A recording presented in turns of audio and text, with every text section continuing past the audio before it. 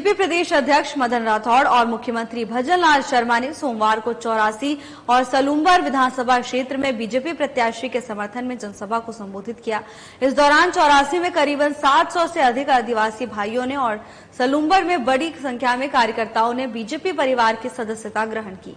BJP प्रदेश अध्यक्ष मदन राठौड़ ने जनसभा को संबोधित करते हुए कहा कि प्रधानमंत्री नरेंद्र मोदी और मुख्यमंत्री भजनलाल शर्मा देश और प्रदेश के हर क्षेत्र का विकास करने के लिए संकल्पित है और सर्वांगीण विकास के लिए तत्पर है। तो वहीं मुख्यमंत्री भजनलाल शर्मा ने कहा कि बीजेपी सरकार ने वागड़ क्षेत्र के विकास के लिए बजट में घोषणाएं की, जबकि यहां के जनप्रतिनिधियों ने कभी भी क्षेत्र के विकास के लिए कोई चर्चा नहीं की। इस दौरान उन्होंने कांग्रेस पर जमकर हमला बोला।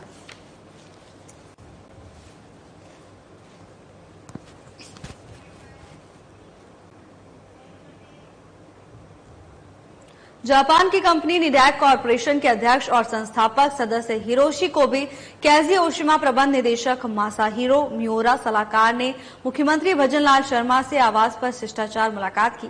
बताया जा रहा है कि इस मुलाकात से राइजिंग राजस्थान को और ताकत मिलेगी। कंपनी के अधिकारियों ने अतिरिक्त निवेश से संबंधित मुख्यमंत्री भजनलाल शर्मा से चर्चा भी की। ये कंपनी अतिरिक्त निवेश भी करेगी, जिससे रोजगार में भी वृद्धि होगी। साथ ही प्रदेश में उद्योग को बढ़ावा देने पर सार्थक चर्चा की।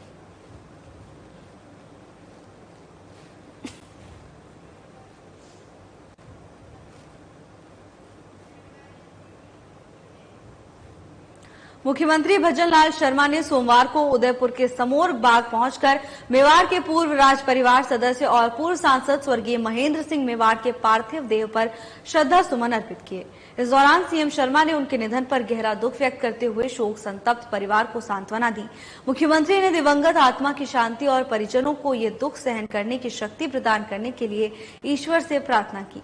इस दौरान मौके पर सांसद मदन राठौड़, सांसद सीपी जोशी, विधायक ताराचंद जैन, फूल सिंह मीणा, श्रीचंद कृपलानी सहित स्थानीय जनप्रतिनिधिगण और अधिकारीगण उपस्थित रहे।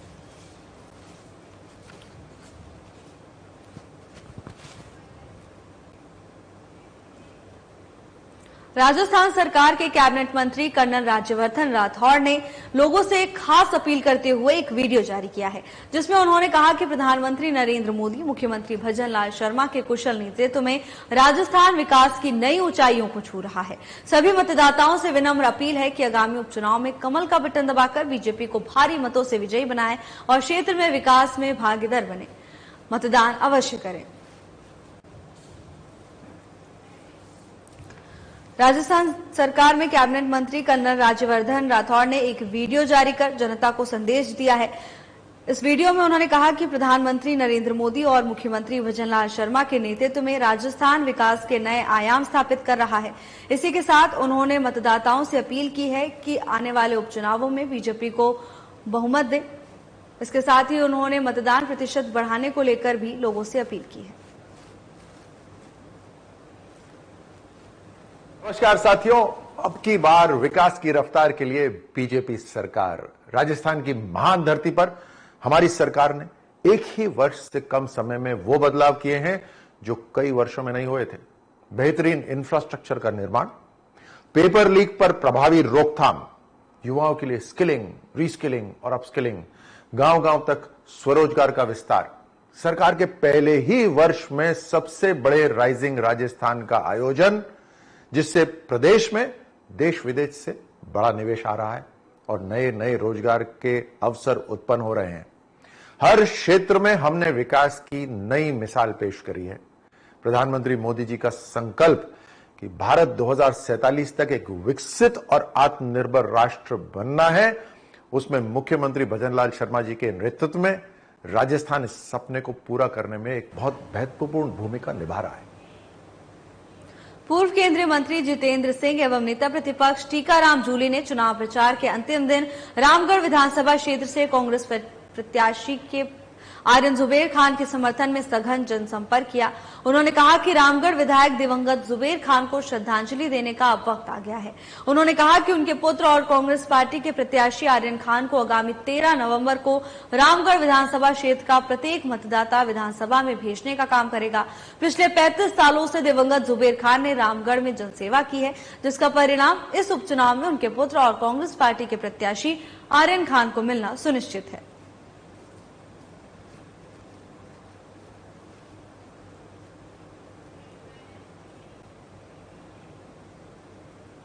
विधानसभा उपचुनाव की मतदान प्रक्रिया 13 नवंबर को शुरू होगी। देवली उनियारा से उपचुनाव के मैदान में डटे 8 प्रत्याशियों के राजनीतिक भविष्य का फैसला ईवीएम मशीन में कैद हो जाएगा। टोंक के देवली उनियारा में कुल 307 मतदान केंद्रों पर करीब 3,02,743 मतदाता अपने मताधिकार का प्रयोग कर सकेंगे। उपचुनाव के सफल, शांतिपूर्ण और निष्पक्ष संचालन के लिए 1472 मतदान कर्मियों को नियुक्त किया गया है। कल शुरू होने वाली मतदान प्रक्रिया से पहले आज सुबह से ही टोंक के बहिर स्थित गवर्नमेंट पीजी कॉलेज से ट्रेनिंग के बाद पोलिंग पार्टियां चुनावी सामग्री और ईवीएम मशीन लेकर अपने अपने मतदान केंद्रों के लिए रवाना हो रही हैं। जिला कलेक्टर सौम्या झा ने बताया कि देवली उनियारा विधानसभा उपचुनाव के लिए कुल 10 आदर्श मतदान केंद्र बनाए गए हैं। इसके साथ ही इको फ्रेंडली थीम के लिए भी 10 मतदान केंद्र चिन्हित किए गए हैं। इको फ्रेंडली मतदान केंद्रों पर प्लास्टिक और पेपर से जुड़ी चीजों का इस्तेमाल नहीं होगा। इसको लेकर सभी तैयारियां लगभग पूरी कर ली गई हैं।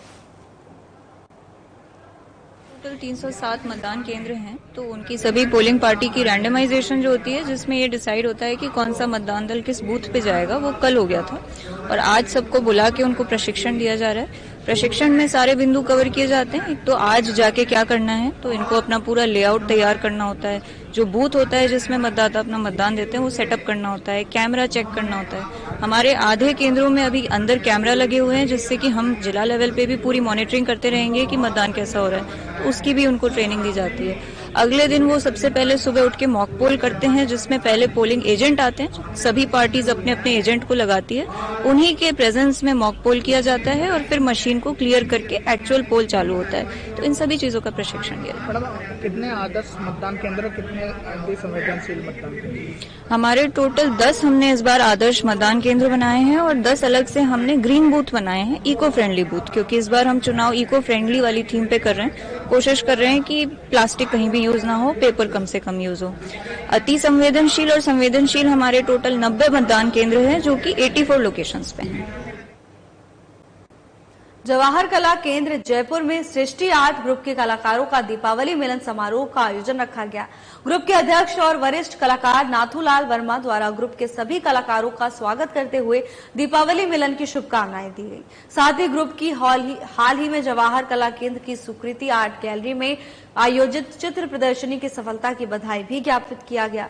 उक्त बैठक में ग्रुप के कलाकारों के द्वारा आगामी कलात्मक गतिविधियों को लेकर रूपरेखा बनाई गई, जिसका भविष्य में दर्शक और कला प्रेमियों को चित्र प्रदर्शनी, वर्कशॉप, व्याख्यान, डेमोन्स्ट्रेशन आदि अन्य कलात्मक गतिविधियों के रूप में देखने को मिलेगा।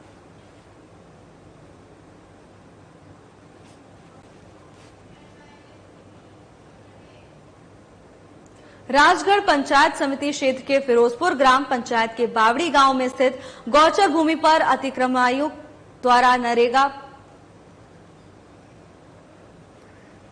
कर्मियों को काम रोकने के विरोध नरेगा मेट विमलेश मीणा के नेतृत्व में तहसील परिसर पहुंची, जहां उन्होंने राजगढ़ एसडीएम सीमा खेतान और तहसीलदार शरद राठिया को ज्ञापन सौंपा। नरेगा मेट विमलेश मीणा ने बताया कि ग्राम बावड़ी में चारागाह भूमि पर पुराना जोहड़ बना हुआ है, जिसमें वित्तीय वर्ष में मनरेगा के तहत खुदाई कार्य स्वीकृत हुआ है, लेकिन उस भूमि पर ग्राम बावड़ी के कुछ प्रभावशाली व्यक्तियों ने कब्जा कर रखा है, जो नरेगा कर्मियों को खुदाई नहीं करने देते, जिसमें फसल बोई हुई है।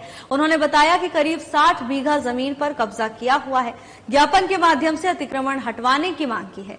इस मौके पर नरेगा कर्मी मौजूद रहे।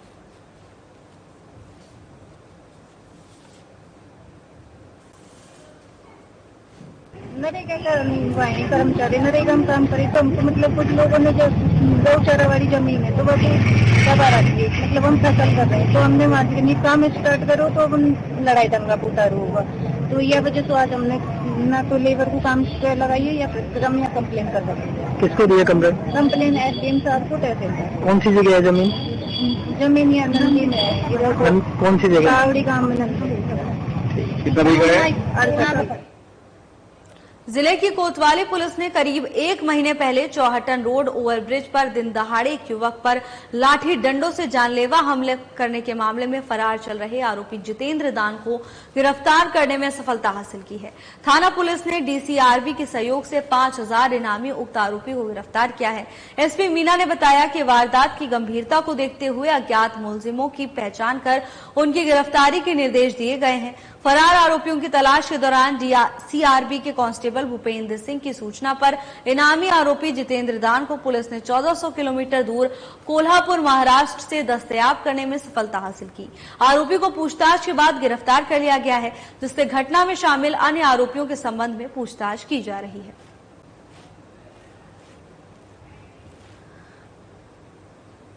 बाड़मेर में पुलिस को बड़ी सफलता हाथ लगी है। पुलिस ने 5000 रुपए के इनामी आरोपी को गिरफ्तार कर लिया है। आपको बता दें कि थाना पुलिस ने डीसीआरबी के सहयोग से 5000 के इनामी को गिरफ्तार कर लिया है। एसपी मीना ने पूरे मामले को लेकर जानकारी साझा की, तो वहीं वारदात की गंभीरता को देखते हुए मुलजिमों की पहचान कर उनकी गिरफ्तारी के निर्देश दिए गए थे, जिसके बाद फरार आरोपियों की तलाश लगातार पुलिस की ओर से की जा रही थी और इसी क्रम में पुलिस को बड़ी सफलता हाथ लगी है। पुलिस ने करीब 1 महीने पहले चौहट्टन रोड ओवरब्रिज पर दिन दहाड़े एक युवक पर लाठी डंडों से जानलेवा हमला करने में फरार चल रहे आरोपी को काबू किया है।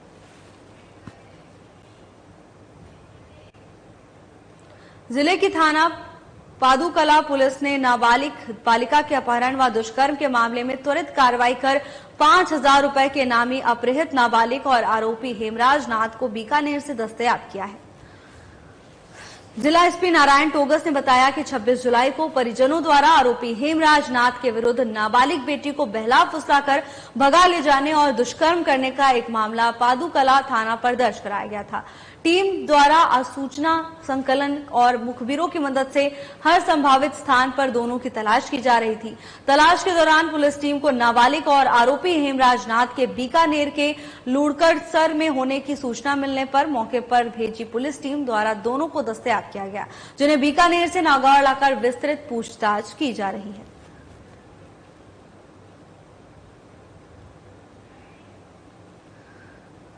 पुलिस ने नाबालिग बालिका के अपहरण और दुष्कर्म मामले में कार्रवाई करते हुए इनामी को गिरफ्तार कर लिया है।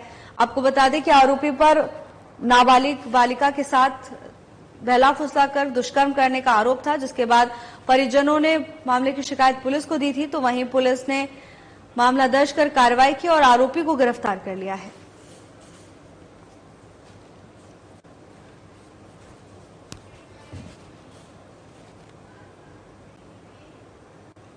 कोटा जिले के सुकेत के नेशनल हाईवे पर 52 पर स्थित मेवाड़ ढाबे के सामने सोमवार देर शाम हादसा हो गया। हादसे में नील गाय के टकराने से एक बाइक और कार क्षतिग्रस्त हो गई, जिसके चलते नील गाय की मौके पर ही मौत हो गई, तो वहीं कार सवार 2 युवक और बाइक सवार 2 युवक गंभीर रूप से घायल हो गए। इस दौरान सूचना मिलने पर पहुंचे टोल प्लाजा कर्मचारियों ने सभी घायलों को राजकीय अस्पताल पहुंचाया, जहां उनका मामूली चोट आने पर उपचार कर छुट्टी दे दी गई। तो वहीं जानकारी के अनुसार बाइक सवार सूरज और सोनू ढाबा देश से झालरा पाटन जा रहे थे। इसी बीच सड़क पर अचानक एक नील गाय आ गई और बाइक से टकराते हुए डिवाइडर से कूदकर दूसरी तरफ से गुजर रही तेज रफ्तार कार से जा टकराई, जिससे गाय की मौके पर ही मौत हो गई।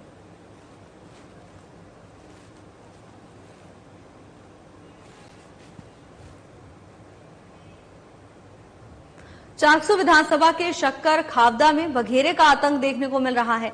बघेरे ने तिगरिया सरपंच प्रतिनिधि रामकिशोर बेरवा, राजेंद्र प्रजापत, बाबूलाल बेरवा पर हमला किया है, जिसके बाद घायलों को एसएमएस अस्पताल जयपुर में रेफर किया गया।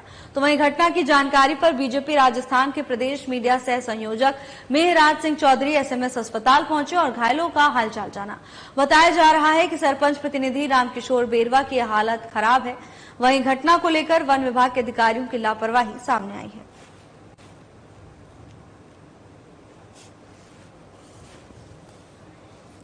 खबर चाकसू से है, जहां शक्कर खावदा में बघेरे का आतंक लगातार बढ़ता जा रहा है। बघेरे अब लोगों पर हमला करते हुए नजर आ रहे हैं। बघेरे ने तिगरिया सरपंच प्रतिनिधि रामकिशोर बेरवा और राजेंद्र प्रजापत के साथ बाबूलाल बेरवा पर हमला कर दिया, जिसके बाद तीनों ही गंभीर रूप से घायल हो गए, जिन्हें इलाज के लिए एसएमएस अस्पताल जयपुर रेफर किया गया है। तो वहीं अब इस घटना के बाद से वन विभाग की कार्यप्रणाली पर लगातार सवाल उठाए जा रहे हैं।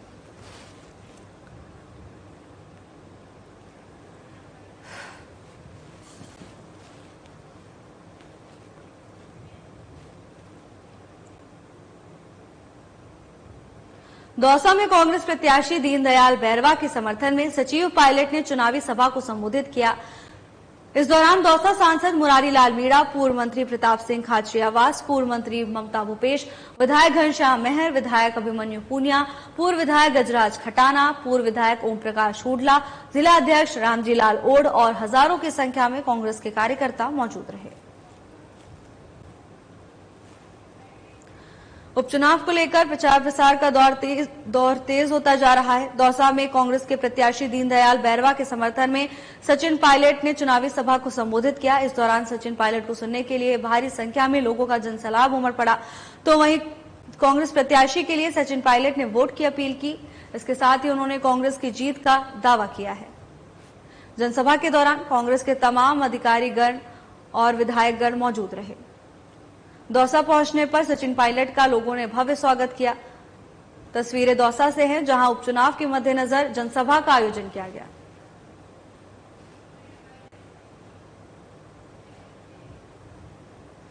नागौर राष्ट्रीय लोकतांत्रिक पार्टी से विधानसभा उपचुनाव में प्रत्याशी कनिका बेनीवाल शनिवार को बैराथल कल्ला, माटपुरा, आचीरा, हैसाबा, पांचोडी, साटिका खुर्द, खटोड़ा, जसनाथपुरा सहित कई गांवों में जनसंपर्क किया।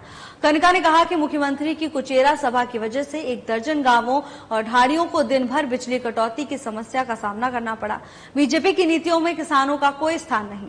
उन्होंने सांसद हनुमान बेनीवाल और पूर्व विधायक नारायण बेनीवाल की ओर से कराए गए विकास कार्यों का जिक्र भी किया। तो वहीं सांसद हनुमान बेनीवाल ने कहा कि राष्ट्रीय लोकतांत्रिक पार्टी की प्राथमिकता ही जनता के विकास कार्य करवाना है। टोल मुक्त राजस्थान, कृषि के लिए मुफ्त बिजली और किसानों की कर्ज माफी सहित दर्जनों जनहित के मुद्दे को लेकर राष्ट्रीय लोकतांत्रिक पार्टी लगातार संघर्ष कर रही है।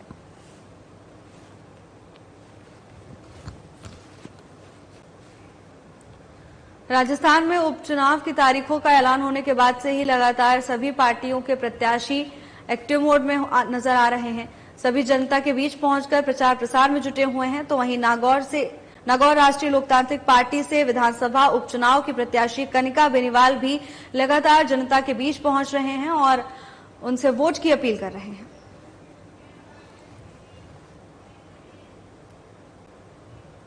नागौर खीवंसर मुख्यालय पर विधानसभा उपचुनाव में राष्ट्रीय लोकतांत्रिक पार्टी की प्रत्याशी कनिका बेनीवाल के समर्थन में अनुसूचित जाति और जनजाति समाज का स्नेह और समर्थन समारोह आयोजित हुआ।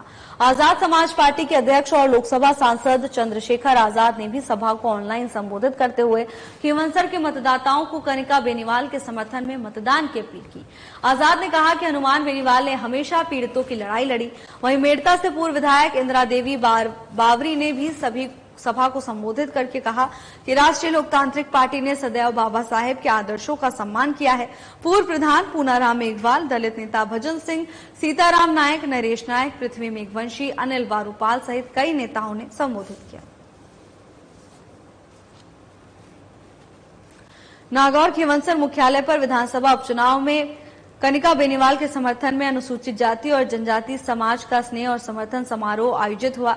इस दौरान आजाद समाज पार्टी के अध्यक्ष और लोकसभा सांसद चंद्रशेखर आजाद ने भी वर्चुअली सभा को संबोधित किया और मतदाताओं को कनिका बेनीवाल के समर्थन में वोट देने की अपील की। इस दौरान आजाद ने कहा कि हनुमान बेनीवाल ने हमेशा पीड़ितों की लड़ाई लड़ी। तो वहीं मेड़ता से पूर्व विधायक इंदिरा देवी बावरी ने भी जनसभा को संबोधित किया और बाबा साहेब के आदर्शों का सम्मान करने की बात कही।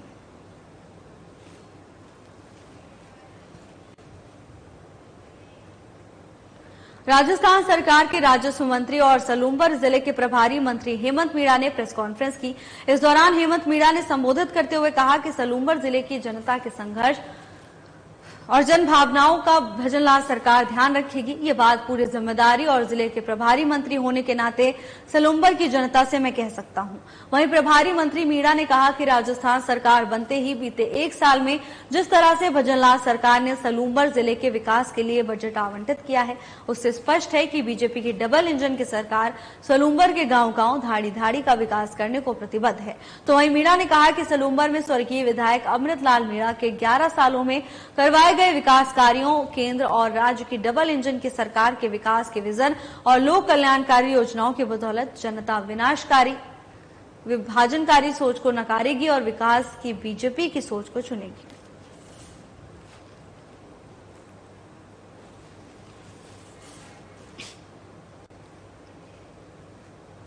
राजस्थान सरकार में युवा मामले और खेल मंत्री कर्नल राज्यवर्धन राठौड़ ने रविवार को सिरसी रोड जयपुर में आयोजित अखिल भारतीय उत्तराखंड महासभा राजस्थान प्रदेश की ओर से देवभूमि क्रिकेट लीग टूर्नामेंट 2024 के फाइनल मैच और समापन समारोह में बतौर मुख्य अतिथि शिरकत की, जहां उन्होंने युवा खिलाड़ियों की प्रतिभा को सराहा और उनका उत्साहवर्धन किया। कर्नल राज्यवर्धन राठौड़ ने सभी खिलाड़ियों और खेल प्रेमियों को उज्जवल भविष्य के लिए हार्दिक शुभकामनाएं दी। कर्नल राज्यवर्धन राठौड़ ने कहा कि राजस्थान के युवाओं और खिलाड़ियों का खेलों के प्रति जोश, जुनून, जज्बा और प्रेम देखते ही बनता है। खेल हमारे जीवन में अद्वितीय महत्व रखता है। आज जब हमारे खिलाड़ी विश्व स्तर पर अच्छा प्रदर्शन करते हैं तो हर देशवासी को गर्व होता है।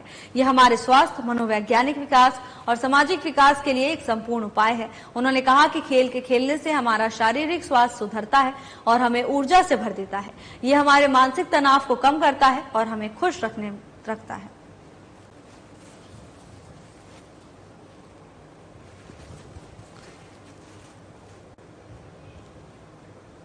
जिला कलेक्टर नम्रता विष्णुनी और पुलिस अधीक्षक कावेंद्र सागर ने रविवार को कोलायत क्षेत्र का दौरा किया और कार्तिक पूर्णिमा के अवसर पर लगने वाले मेले की व्यवस्थाओं का जायजा लिया।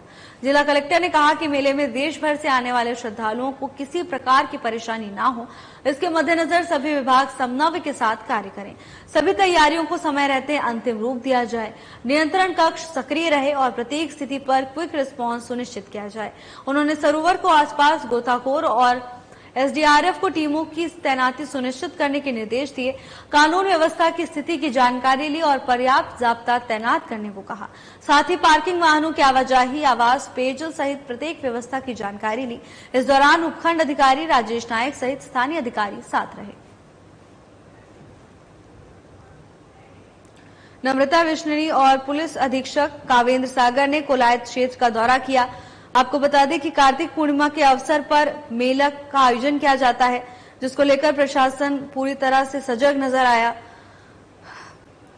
आला अधिकारी मेले की व्यवस्थाओं का जायजा लेने पहुंचे। इस दौरान जिला कलेक्टर ने कहा कि मेले में देश भर से आने वाले श्रद्धालुओं को किसी प्रकार की कोई दिक्कत ना हो, इसको लेकर प्रशासन की तरफ से तैयारियां पूरी कर ली गई हैं। तो वहीं दूसरी तरफ मेले में आने वाले श्रद्धालुओं का उत्साह भी चरम पर नजर आया।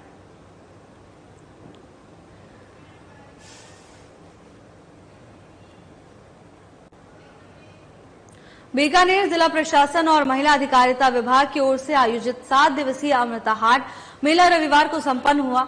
मेले में प्रदेश भर के जिलों में आए स्वयं सहायता समूहों, आर्टिजन और राजीविका के महिला समूहों के 30 लाख रुपए से अधिक राशि के उत्पाद विक्रय हुए। समापन समारोह में पर्यटन विभाग के उपनिदेशक अनिल राठौड़, महिला और बाल विकास विभाग के उपनिदेशक सुभाष बिश्नोई, जनसंपर्क विभाग के उपनिदेशक हरिशंकर आचार्य मौजूद रहे। वक्ताओं ने कहा कि विभिन्न क्षेत्रों से आई महिलाओं को अपने हस्त निर्मित उत्पादों के विक्रय का बेहतर प्लेटफॉर्म और एक दूसरे क्षेत्र की संस्कृति को समझने की दिशा में महत्वपूर्ण बताया और कहा कि समय समय पर ऐसे आयोजन होने चाहिए। तो वहीं महिला अधिकारिता विभाग के उपनिदेशक डॉक्टर अनुराधा सक्सेना ने बताया कि मेले में 100 से अधिक स्टॉल लगाए गए। प्रतिदिन सांस्कृतिक कार्यक्रम और प्रतियोगिताएं हुई।